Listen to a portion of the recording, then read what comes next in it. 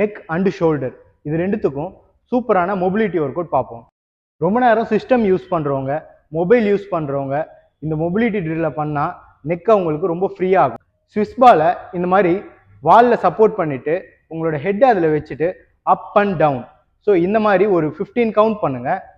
And then அதே மாதிரி ஹெட்டை support பண்ணிவிட்டு சைட்வேஸில் 15 கவுண்ட் பண்ணுங்கள். இந்த நெக் மொபிலிட்டியை நீங்கள் ரெகுலராக பண்ணீங்கன்னா உங்கள் நெக்கில் இருக்கிற ஸ்டிஃப்னஸ் நல்லா ரிலீஸ் ஆகும்.